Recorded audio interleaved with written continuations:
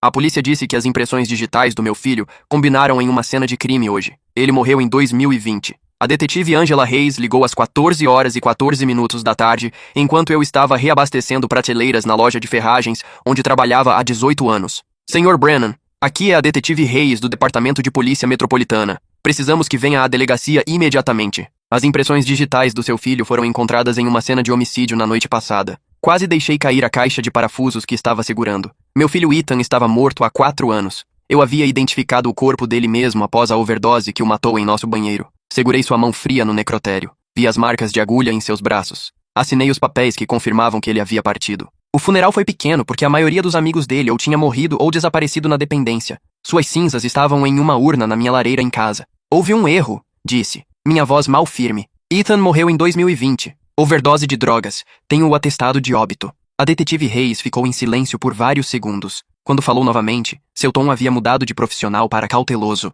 Senhor Brennan, passamos as impressões 3 vezes. Elas combinam com as impressões do seu filho de sua prisão em 2019 por posse. A probabilidade de correspondência é 99,97%. Precisamos que venha e nos ajude a entender o que está acontecendo aqui. Disse ao meu gerente que tinha uma emergência familiar e dirigi até a delegacia com minhas mãos tremendo no volante. 4 anos de luto haviam se estabelecido em uma dor surda que aprendi a carregar. Agora aquela ferida estava se rasgando novamente, mas torcida em algo que não conseguia compreender. A detetive Reis me encontrou no saguão. Ela era mais jovem do que esperava. Talvez 35 anos, com olhos aguçados que me estudaram cuidadosamente enquanto apertávamos as mãos. Ela me levou a uma sala de interrogatório que cheirava a café velho e medo. Outro detetive se juntou a nós. Um homem mais velho chamado Frank Colby, que parecia cansado de uma forma que ia além de falta de sono. Senhor Brennan, Reis começou puxando uma pasta. Na noite passada, um homem chamado Gerald Voss foi assassinado em sua casa na rua Maple. Levou 2 tiros no peito. Encontramos múltiplos conjuntos de impressões digitais na cena.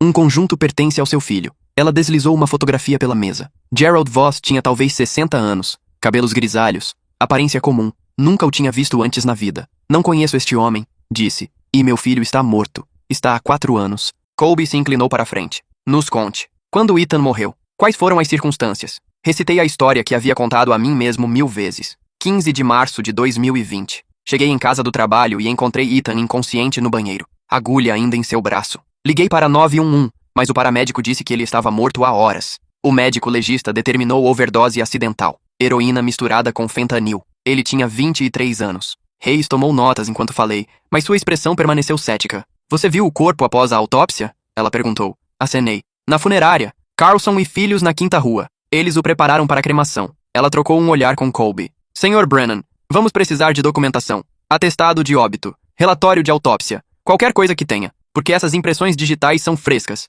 Foram deixadas em algum momento entre 22 horas e meia-noite na noite passada. A sala inclinou. Impressões digitais frescas deixadas na noite passada por um filho que estava morto há 4 anos. Minha mente não conseguia processar a contradição. Isso é impossível, sussurrei. A expressão de Colby suavizou ligeiramente. Entendemos que isso é angustiante, mas precisamos explorar cada possibilidade. Há alguma chance da morte de Ethan ter sido identificada erroneamente? Que outra pessoa morreu e foi cremada no lugar dele? A sugestão pareceu obscena. Eu vi meu filho. Segurei sua mão. Conhecia seu rosto. Suas tatuagens. Suas cicatrizes. Era Ethan. Mas mesmo enquanto dizia, dúvida se infiltrou. O corpo estava frio, o rosto frouxo e desconhecido na morte. Eu estava destruído demais pelo luto para olhar de perto. Quis tanto que o pesadelo terminasse que aceitei o que me disseram sem questionar. Reis puxou outra fotografia. Estas são as impressões digitais da cena do crime. E estas são as impressões de Ethan de sua prisão em 2019. São idênticas. Encarei os redemoinhos e laços. Os padrões que supostamente eram únicos para cada ser humano. Pareciam iguais ao meu olho não treinado. Mas não podia confiar em minha percepção mais. Nada parecia real. E se alguém forjou a morte dele? Perguntei. E se Ethan está vivo em algum lugar? Colby balançou a cabeça. Isso exigiria falsificar relatórios do médico legista, atestados de óbito, documentos de cremação, múltiplos crimes federais envolvendo múltiplos oficiais. É possível, mas altamente improvável. Ele pausou. A menos que Ethan tivesse uma razão para desaparecer. Ele estava em apuros, devia dinheiro a pessoas perigosas, estava envolvido em algo que o faria querer forjar a morte. Ethan havia sido um dependente. Sim, ele roubou de mim, mentiu para mim, quebrou meu coração centenas de vezes, mas não era um mestre criminoso capaz de encenar a própria morte. Era um garoto assustado que não conseguia parar de usar, que se odiava pelo que as drogas o fizeram se tornar. Ele estava tentando ficar limpo, disse. Esteve em reabilitação 2 vezes. A segunda vez parecia estar funcionando, então recaiu e o matou. Hayes fez uma anotação. Vamos precisar puxar o arquivo completo do caso de 2020. Registros do médico legista, relatório policial, documentação da funerária. Enquanto isso, você tem fotos recentes de Ethan? Algo claro que mostre o rosto? Peguei meu telefone com mãos tremendo e rolei até a última foto que tinha dele, tirada 3 semanas antes de morrer. Ele estava sorrindo, mas seus olhos pareciam vazios. Mostrei aos 2 detetives. Colby estudou a imagem cuidadosamente. Vamos passar isso por reconhecimento facial contra filmagens de vigilância recentes. Se Ethan está vivo, se tem se movido pela cidade, câmeras podem tê-lo capturado. Ele se levantou. Sr. Brennan, preciso que entenda algo. Um homem está morto. Gerald Voss tinha uma esposa e 2 filhos adultos. Se seu filho está vivo e envolvido neste assassinato, vamos encontrá-lo e processá-lo até a extensão máxima da lei. As palavras me atingiram forte. Passei 4 anos de luto por Ethan, romantizando sua memória, perdoando suas falhas. Agora tinha que considerar que ele poderia estar vivo e que poderia ser um assassino. As 2 possibilidades eram ambas impossíveis e ambas devastadoras. Cooperarei totalmente, disse. O que precisarem. Hayes me entregou seu cartão. Não saia da cidade. Entraremos em contato em breve. E Sr. Brennan, se Ethan contatá-lo, precisa nos ligar imediatamente. Não tente protegê-lo. Não o ajude a fugir. Isso faria de você um cúmplice. Dirigi para casa em uma névoa. A casa parecia diferente agora, contaminada por perguntas impossíveis. A urna na lareira de repente parecia sinistra. E se não fossem as cinzas de Ethan? E se eu estivesse vivendo com restos de um estranho por 4 anos? Puxei a pasta que havia guardado com toda a papelada da morte de Ethan. Atestado de óbito assinado pelo Dr. Raymond Pierce, médico legista. Autorização de cremação da funerária Carlson e Filhos. Relatório policial dos oficiais que responderam à minha ligação para 911. Tudo parecia oficial e legítimo. Mas se as impressões digitais de Ethan estavam em uma cena de assassinato na noite passada, então cada pedaço de papel nesta pasta era uma mentira. Liguei para Carlson e Filhos. A mulher que atendeu disse que o diretor funerário que havia lidado com os arranjos de Ethan, Donald Carlson, se aposentou em 2022. Ela me deu seu número pessoal. Liguei imediatamente. Carlson atendeu no 3º toque, sua voz áspera com idade. Sr. Brennan, me lembro de você, disse quando me identifiquei. Seu filho, Ethan, sinto muito pela sua perda. Expliquei sobre as impressões digitais, sobre a investigação policial. Carlson ficou em silêncio por um longo momento. Isso é impossível, ele finalmente disse. Lidei com tudo pessoalmente. Peguei o corpo de Ethan do escritório do médico legista. Preparei ele para a cremação.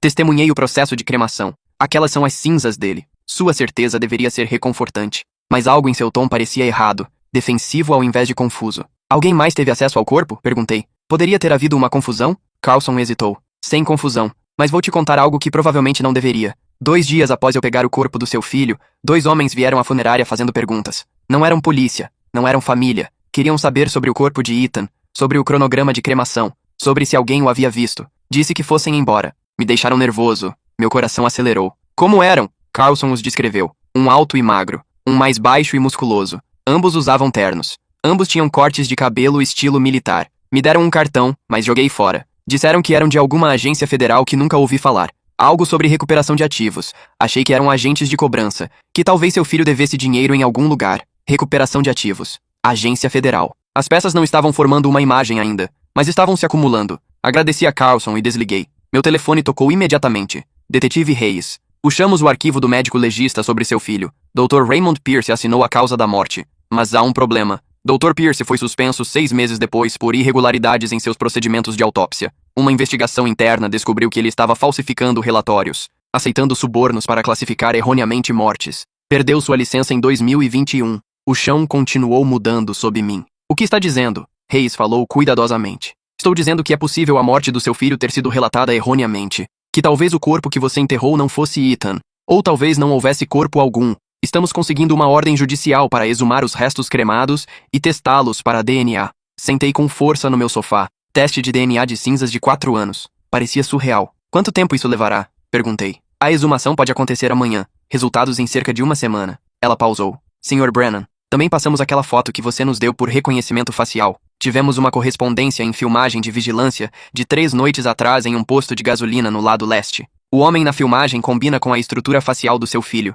Mesma altura. Mesma constituição. Estamos tentando conseguir imagens de melhor qualidade agora. 3 noites atrás. Ethan. Ou alguém que parecia exatamente com ele. Comprando gasolina do outro lado da cidade enquanto eu estava em casa assistindo televisão e sentindo falta do meu filho morto. A crueldade disso era de tirar o fôlego. Me mande a filmagem, disse. Preciso ver. Hayes hesitou. Isso não é procedimento padrão. Minha voz quebrou. Meu filho ou está morto e alguém está usando suas impressões digitais de alguma forma. Ou está vivo e me deixou de luto por 4 anos. De qualquer forma, preciso saber a verdade. Por favor. Ela concordou em me enviar um clipe por e-mail. Esperei pelo meu computador, mãos tremendo. O e-mail chegou 15 minutos depois. Cliquei no arquivo de vídeo. A filmagem estava granulada, preto e branco, filmada de um ângulo alto em um posto de gasolina à noite. Um homem de boné de beisebol e jaqueta estava colocando gasolina. Ele se virou em direção à câmera por apenas um momento. Minha respiração parou. Era Ethan, mais velho, mais magro, mais duro nas bordas, mas inconfundivelmente meu filho, vivo, se movendo, respirando.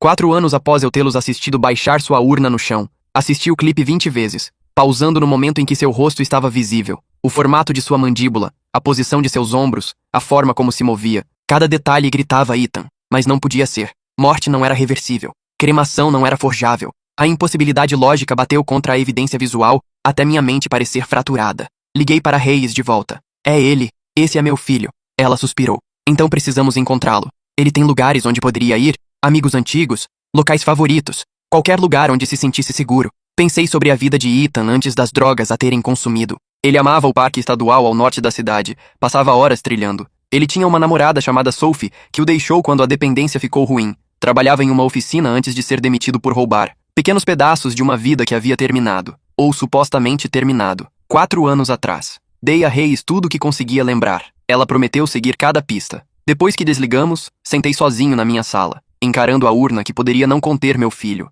Perguntas se multiplicaram até estarem sufocando. Se Ethan estava vivo, por que forjou a morte? Quem eram os 2 homens que visitaram a funerária? O que era recuperação de ativos? Por que as impressões digitais de Ethan estariam em uma cena de assassinato? Puxei meu laptop e busquei por Gerald Voss, a vítima de assassinato. Seu obituário já estava online. Sobrevivido por sua esposa Margaret e filhos David e Jennifer. Trabalhou por 30 anos como contador em uma firma no centro. Nenhuma conexão óbvia com Ethan ou qualquer coisa que explicasse por que meu filho o quereria morto. Cavei mais fundo. Perfis de redes sociais, registros públicos, qualquer coisa que pudesse encontrar. Gerald Voss vivia uma vida quieta e comum. Treinava a liga infantil, voluntariava em sua igreja, não tinha registro criminal, sem escândalos, sem inimigos visíveis, o que tornava seu assassinato ainda mais inexplicável. Meu telefone vibrou com uma mensagem de um número desconhecido. Pai, não confie na polícia, não matei ninguém. Me encontre no velho moinho amanhã ao meio-dia. Venha sozinho. Delete esta mensagem. Minhas mãos tremeram tanto que quase deixei cair o telefone. Ethan, vivo, me enviando mensagem. A impossibilidade disso lutou com o alívio esmagador inundando através de mim. Meu filho não estava morto. 4 anos de luto haviam sido baseados em uma mentira. Mas que tipo de pesadelo havia substituído aquele luto? Deveria ter ligado para a detetive Hayes imediatamente. Ela havia sido explícita sobre reportar qualquer contato. Mas este era meu filho. Se ele estava vivo, precisava vê-lo. Entender o que aconteceu, antes da polícia se envolver. Deletei a mensagem conforme instruído e tentei dormir, mas não consegui. A noite arrastou em uma névoa de perguntas e esperança desesperada. A manhã veio lentamente demais. Liguei para o trabalho dizendo que estava doente. Então, dirigi ao velho moinho nos arredores da cidade. O prédio estava abandonado há uma década. Uma relíquia do passado industrial da cidade. Trouxe Ethan aqui uma vez quando tinha 12 anos para olhar a maquinaria enferrujada e conversar sobre como as coisas mudam. Ele ficou fascinado pela decadência, pela forma como a natureza estava reclamando o que humanos haviam construído. Estacionei no lote vazio e caminhei até a entrada principal. A porta estava destrancada. Dentro, luz filtrava através de janelas quebradas, iluminando poeira e detritos. Pai, a voz veio das sombras. Ethan saiu para a vista. Ele parecia mais velho, assombrado, magro de uma forma que sugeria estresse recente ao invés de desnutrição. Mas ele era sólido, real, respirando. Meu filho, vivo. Quis correr até ele, segurá-lo, verificar sua existência física, mas fiquei congelado. Você está vivo, disse estupidamente. Ethan assentiu. Sinto muito por tudo, pela dor que causei, mas não tive escolha. Sua voz era diferente agora, mais dura, mais cuidadosa. A voz de alguém que aprendeu a não confiar em nada. Explique, disse. Explique por que estive de luto por você por 4 anos. Explique por que suas impressões digitais estão em uma cena de assassinato. Explique por que agentes federais estavam fazendo perguntas na funerária. Explique tudo. Ethan olhou em direção à porta nervosamente. Não temos muito tempo. Provavelmente estão te seguindo. Minha raiva inflamou. Quem está me seguindo? Quem são eles? Ethan, o que diabos está acontecendo? Ele respirou fundo. Em 2019 eu estava usando pesado. Você sabe essa parte. O que você não sabe é quem era meu traficante. Gerald Voss. O nome me atingiu forte. A vítima de assassinato. Voss era um traficante? Ethan balançou a cabeça. Não exatamente. Ele era um intermediário para algo maior. Trabalhava para uma organização que usava tráfico de drogas para financiar operações secretas. Operações ilegais. Descobri por acidente. Estava na casa dele pegando. Ethan continuou. Ele estava no telefone conversando com alguém sobre uma remessa. Não drogas, armas, hardware de nível militar. Mencionou nomes, lugares, operações que soavam como algo de um filme de espião. Estava alto demais para entender o que estava ouvindo, mas gravei no meu telefone. Achei que talvez pudesse usar como alavancagem se precisasse. Ele riu amargamente. 2 dias depois, o pessoal de voz veio atrás de mim. Queriam a gravação. Me queriam morto. Corri para a polícia, mas me disseram que não podiam ajudar. Disseram que eu era um viciado sem credibilidade. Disseram que provavelmente imaginei a coisa toda. A história era insana, mas o medo de Ethan era genuíno. Terror real vivia em seus olhos. Então você forjou sua morte? Disse. Ethan assentiu. A organização de voz tem conexões em todos os lugares. Polícia,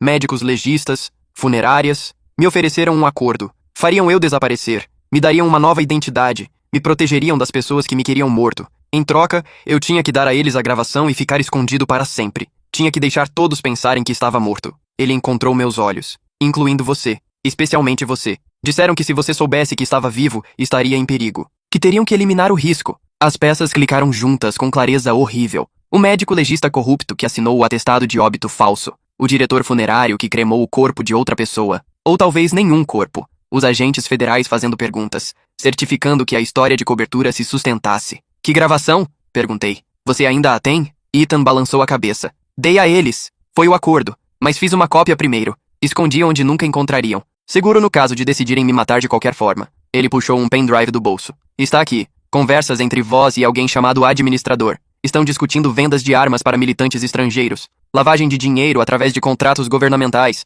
Assassinatos de pessoas que descobriram demais. Está tudo aqui. Encarei o pequeno pedaço de plástico que aparentemente custou a vida do meu filho. Ou pelo menos sua identidade. Por que surgir agora? Por que você me contatou após 4 anos? A expressão de Ethan endureceu. Porque eles quebraram o acordo na semana passada. Descobri que estão planejando matar todos que sabem sobre a operação, incluindo eu. Mataram vós 2 noites atrás para amarrar pontas soltas. Ele sabia demais. Ficou descuidado. Eu estava lá, pai. Fui à casa dele para avisá-lo. Sabia que estavam vindo para ele. Mas cheguei tarde demais. Ele já estava morto. Toquei coisas na casa tentando encontrar evidências. Tentando entender quão profundo isso ia. Foi assim que minhas impressões digitais acabaram na cena. Ele parecia desesperado. Não o matei. Mas a organização está me armando para isso. Querem que eu seja preso e condenado. Então desapareço no sistema prisional. E então morro em algum acidente conveniente. E todos que sabem sobre a operação se foram. A escala da conspiração que descrevia parecia impossível. Mas a evidência a apoiava. A morte falsa. Os oficiais corruptos. O assassinato. As impressões digitais.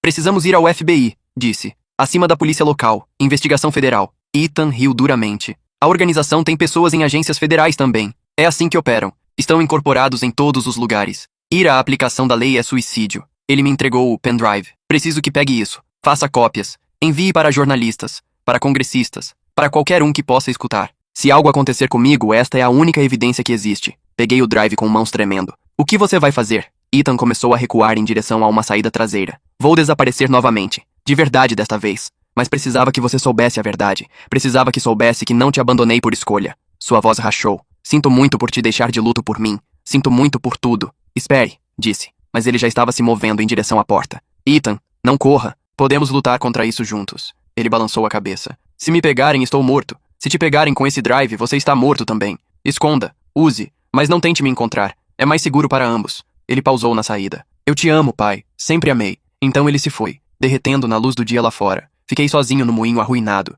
segurando evidência de uma conspiração que roubou meu filho 2 vezes. O peso disso era esmagador, mas sob o medo e confusão, raiva estava construindo. Essas pessoas haviam aterrorizado Ethan, corrompido oficiais, assassinado para proteger segredos. Haviam me feito enterrar uma urna vazia e ficar de luto por 4 anos. Roubaram a vida do meu filho e minha paz de espírito. Alguém tinha que pagar por isso. Continuarei com o resto da tradução no próximo trecho devido ao limite de espaço. Dirigi para casa cuidadosamente, observando qualquer sinal de vigilância. Estacionei na garagem e entrei com o pendrive escondido no bolso. Precisava verificar a história de Ethan antes de fazer qualquer movimento. Pluguei o drive no meu laptop. 2 arquivos de áudio e uma pasta de documentos. Cliquei no primeiro arquivo de áudio. Vozes encheram meus alto-falantes.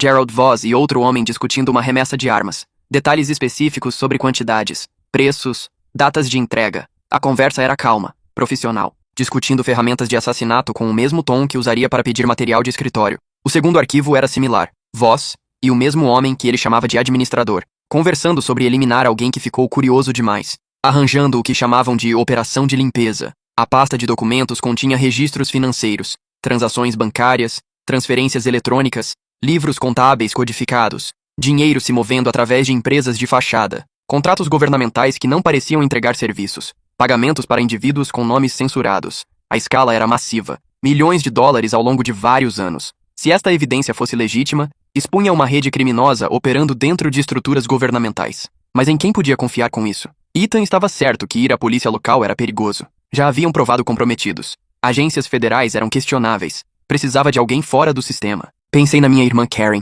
uma advogada na capital do estado. Ela tinha conexões com jornalistas investigativos, com políticos que construíram carreiras expondo corrupção. Liguei para ela. Karen, preciso da sua ajuda. Algo impossível aconteceu. Expliquei tudo. A suposta morte de Ethan, as impressões digitais, o encontro no moinho, o pendrive. Ela escutou sem interromper. Quando terminei, ficou em silêncio por um longo momento. David, isso é insano. Está me dizendo que Ethan forjou a morte há 4 anos porque tropeçou em alguma vasta conspiração? Podia ouvir o ceticismo em sua voz. Tenho evidências, disse. Gravações de áudio, documentos financeiros. É real, Karen, e pessoas estão morrendo para manter isso secreto. Ela suspirou. Tudo bem, me mande tudo por e-mail. Conheço um repórter no jornal estadual que se especializa em casos de corrupção. Se a evidência for sólida, ele saberá o que fazer com ela. Mas David, você precisa ter cuidado. Se esta organização é tão perigosa quanto Ethan diz, você está em risco sério. Fiz múltiplas cópias do pendrive. Escondi em diferentes locais. Então enviei os arquivos para Karen por e-mail. Depois de enviar,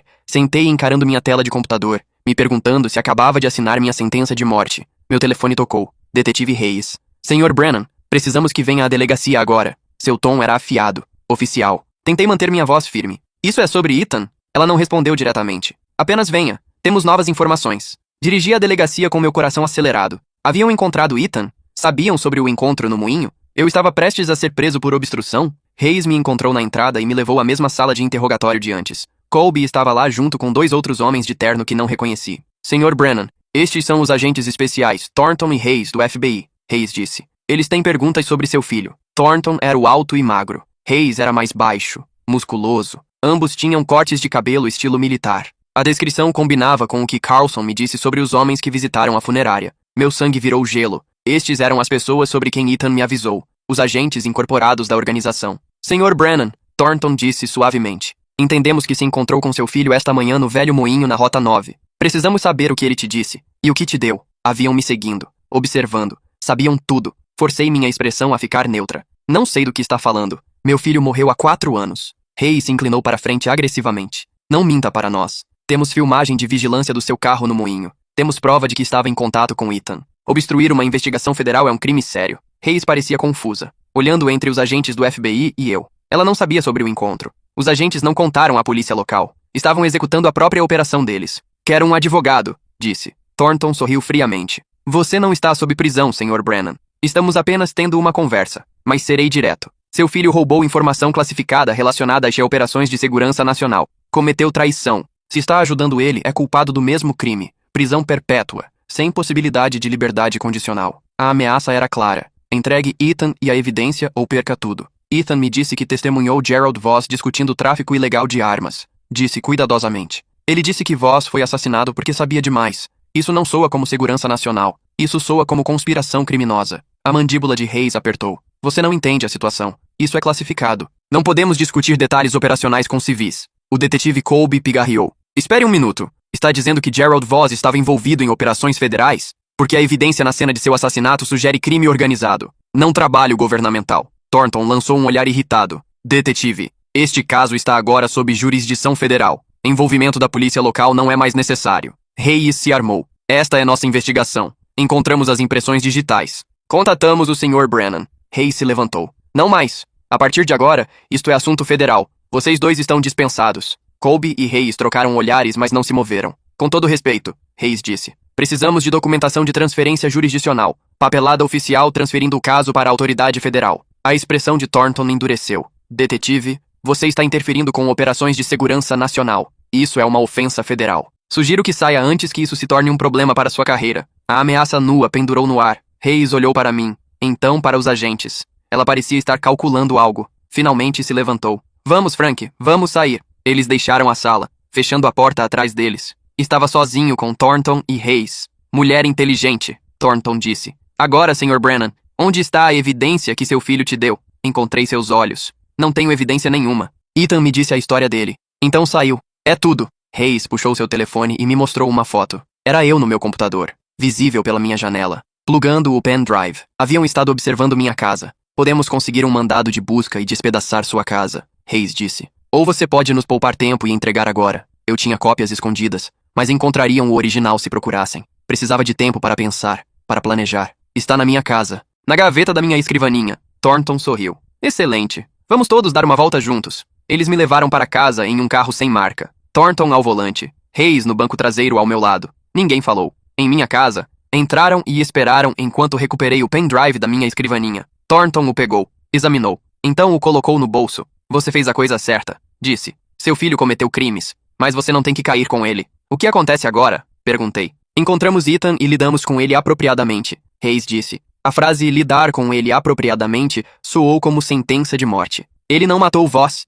disse. Me disse que estava tentando avisá-lo. Thornton deu de ombros. Isso é para os tribunais decidirem. Se for inocente, terá seu dia no tribunal. Mas seu tom sugeria que não haveria tribunal. Sem julgamento. Apenas uma eliminação quieta de um problema que sabia demais. Eles saíram após me avisar para não discutir o caso com ninguém. Observei da minha janela enquanto o carro deles desaparecia pela rua. Então puxei um dos pendrives de backup que havia escondido na garagem e liguei para Karen. Vieram pela evidência. Agentes do FBI. Corruptos, acho. Você enviou os arquivos para seu amigo jornalista? Enviei, Karen disse. Ele está revisando agora. Acha que isso é enorme, David. Se for legítimo, isso poderia derrubar uma rede inteira. Contei sobre os agentes do FBI, sobre suas ameaças, sobre como sabiam que encontrei Ethan. Estão me observando, vão encontrar Ethan e matá-lo. Precisamos agir rápido. A voz de Karen estava sombria. O repórter está se encontrando com seu editor esta noite. Decidirão se publicam. Mas, David, se essas pessoas são tão conectadas quanto Ethan diz, publicar pode não ser suficiente. Vão negar tudo, desacreditar a evidência, fazer você e Ethan parecerem loucos.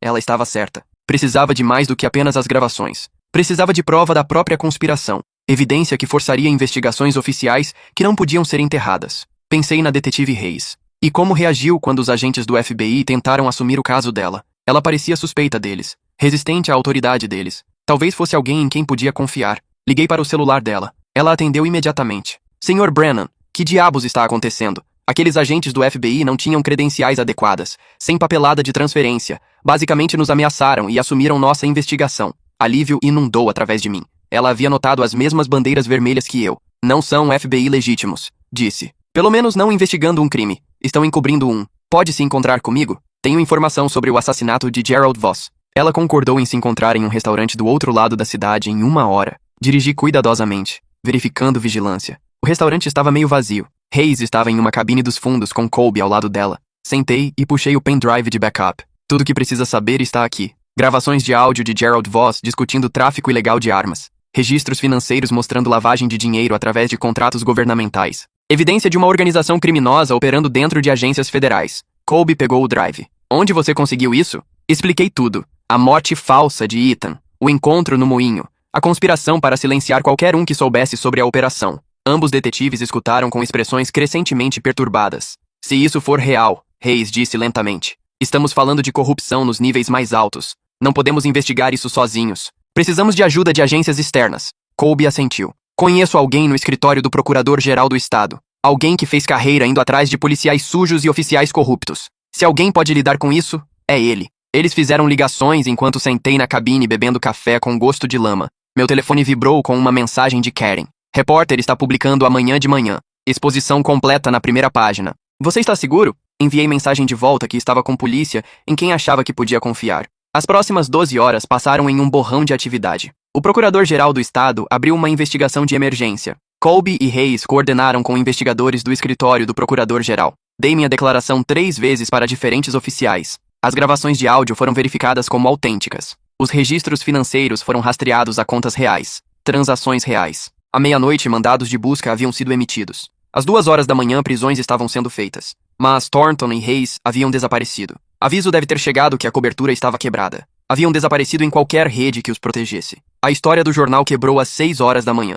Manchete de primeira página. Oficiais federais implicados em esquema de tráfico de armas. O artigo detalhava tudo. O papel de Voss como intermediário. O uso da organização de contratos governamentais para lavar dinheiro. A morte falsa de uma testemunha que descobriu a verdade. O assassinato de Voss quando se tornou um risco. A reação pública foi imediata e explosiva. Ao meio-dia, oficiais federais estavam dando entrevistas coletivas. O diretor do FBI anunciou uma investigação interna. O Congresso agendou audiências de emergência. Mas não me importava com nada disso. Me importava em encontrar Ethan antes da organização. Ele ainda estava lá fora, ainda em perigo, ainda vivendo como fantasma porque tropeçou na verdade errada no momento errado. A detetive Reis me ligou no terceiro dia após a história quebrar. Encontramos seu filho. Está seguro sob custódia protetora sob supervisão do Procurador-Geral do Estado. Alívio quase me derrubou. Posso vê-lo? Ela me deu um endereço. Uma casa segura nos arredores da cidade, guardada por policiais estaduais. Dirigi para lá com meu coração acelerado. Me deixaram passar após verificar meu documento. Ethan estava na sala parecendo exausto, mas vivo. Quando me viu,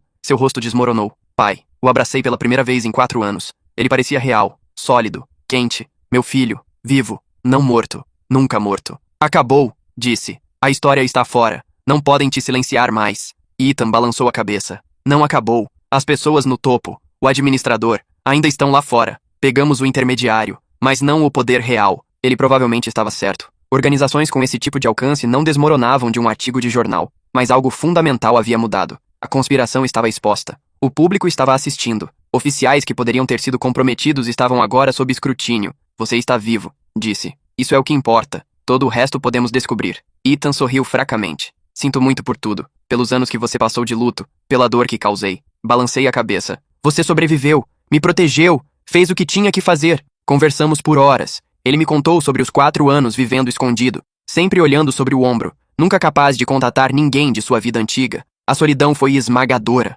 O medo constante. Mas ele suportou porque não tinha escolha. A investigação do Procurador-Geral do Estado continuou por meses. Mais prisões foram feitas. Contas financeiras foram congeladas. Empresas de fachada foram expostas. Mas quanto mais profunda a investigação ia, mais óbvio se tornava que figuras-chave haviam escapado. O administrador nunca foi identificado. Os níveis mais altos da organização permaneceram protegidos por camadas de compartimentalização e negação plausível. Ainda assim, a operação estava aleijada. O tráfico de armas parou. As redes de lavagem de dinheiro foram desmanteladas. E Ethan recebeu imunidade em troca de seu testemunho. Nunca seria processado por seu papel, embora involuntário na conspiração. A morte falsa foi atribuída à coerção e proteção de testemunha que deu errado. Oficiais que haviam ajudado a forjar a morte dele foram processados. O médico legista perdeu sua licença permanentemente. O diretor funerário enfrentou acusações de fraude. 6 meses após a história quebrar, Ethan se mudou para um apartamento do outro lado da cidade. Ainda estava no programa de proteção de testemunhas. Ainda usando uma nova identidade por segurança. Mas poderia retomar algo aproximando vida normal. Jantávamos toda semana. Lentamente. Cuidadosamente. Reconstruímos o relacionamento que havia sido quebrado por dependência. E então roubado por conspiração. Ele começou a frequentar reuniões de NA. Trabalhando através do trauma de 4 anos escondido. Conseguiu um emprego em um centro comunitário ajudando outros ex-dependentes. Sua vida nunca seria completamente normal. A ameaça dos remanescentes da organização ainda existia. Sempre estaria olhando sobre o ombro. Mas estava vivo. Estava livre. E era meu filho. Uma noite durante o jantar, ele me perguntou sobre a urna na minha lareira. De quem são aquelas cinzas? Eu as havia testado. Eram restos humanos, mas não de Ethan. Alguma pessoa desconhecida cujo corpo havia sido cremado no lugar do meu filho. Não sei, disse. As enterrei adequadamente. Dei a eles a dignidade que mereciam. Pareceu o mínimo que podia fazer. As impressões digitais na cena do crime haviam sido a apólice de seguro final de Ethan, embora não tensionasse dessa forma. Ao tocar coisas na casa de voz, criou evidência que eventualmente forçaria a verdade a abrir. Às vezes, acidentes criam a alavancagem que planos deliberados não podem. Às vezes, um erro se torna a chave que destranca tudo. 3 anos após a conspiração quebrar, fiquei em um túmulo real com Ethan ao meu lado. Estávamos enterrando a pessoa desconhecida cujas cinzas levei para casa 4 anos atrás, dando a eles um nome na lápide. Alma desconhecida, honrada na morte. Pareceu certo. Esta pessoa, quem quer que tivesse sido, havia se tornado uma parte involuntária de uma conspiração que roubou identidades e destruiu famílias. Mereciam reconhecimento, mesmo que nunca soubéssemos o nome. Ethan colocou flores no túmulo, e ficamos em silêncio. Meu filho estava vivo. A verdade havia surgido. Justiça. Incompleta, mas real. Havia sido servida. A organização que roubou a vida dele estava quebrada, se não destruída. E toda semana jantávamos juntos, reconstruindo o que foi perdido, gratos por cada momento comum. O impossível havia se tornado possível. Morte havia sido reversível, mas apenas porque nunca havia verdadeiramente acontecido. As impressões digitais em uma cena de crime contaram uma história de ressurreição e justiça. E às vezes isso é suficiente. Obrigado por assistir até o final. Certifique-se de se inscrever e dar like para não perder o próximo.